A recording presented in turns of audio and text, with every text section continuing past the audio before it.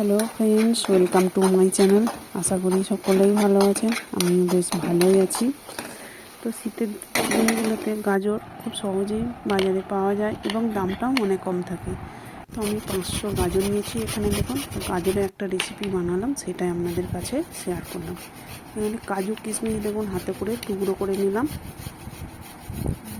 তো আমার চ্যানেলে যে যেখান থেকে বসে ভিডিওটা দেখছেন একটা লাইক দিয়ে প্রথম থেকে শেষ পর্যন্ত দেখার অনুরোধ রইল। তো দেখুন, সব গাজরটাই আমার গ্রেট করা হয়ে গেছে। এরপর কড়া বসিয়ে দিলাম উনুনেতে। তো কড়া গরম হয়ে গেলে 3 চামচের মতো ঘি দিয়ে দিলাম। তো ঘিটা ভালো মতো গরম হয়ে গেলে গ্রেট করে রাখা গাজরগুলো দিয়ে দিলাম।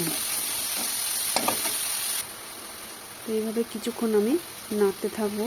আঁচটা লো টু মিডিয়াম আঁচে রেখে রান্নাটা করতে হবে, নাহলে গাজরগুলো কড়ার তলায় লেগে যেতে পারে।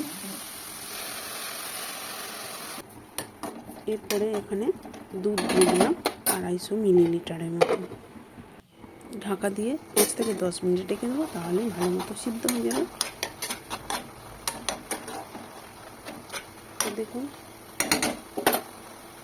কালারটা আগের থেকে অনেকটা চেঞ্জ হয়ে গেছে এবং কতটা সুন্দর সিদ্ধ হয়ে গেছে।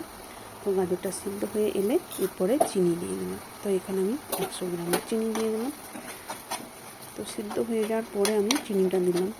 তার আগে দিলে কিন্তু গাজরটা সিদ্ধ হতো না, দানা দানা হয়ে থাকতো। তো মিষ্টিটা ব্যালেন্স রাখার জন্য লবণ দিয়ে দিলাম, আর সুন্দর একটা ফ্লেভারের জন্য 1/2 চামচ এলাচ গুঁড়ো দিয়ে দিলাম। এরপর ঢাকা দিয়ে রাখলাম যাতে জলজলে ভাবটা আরও কেটে যায় এবং সিদ্ধ হয়ে যায় ভালো মতো। তো দেখুন, তলায় যে জলজলের মতো ভাবটা ছিল সেটা অনেকটাই কমে গেছে। এরপর আরও 1 চামচ ঘি দিয়ে দিলাম যাতে আরও সুন্দর একটু ফ্লেভারটা আসে। এরপর কুচিয়ে রাখা কাজু কিশমিশ দিয়ে দিলাম।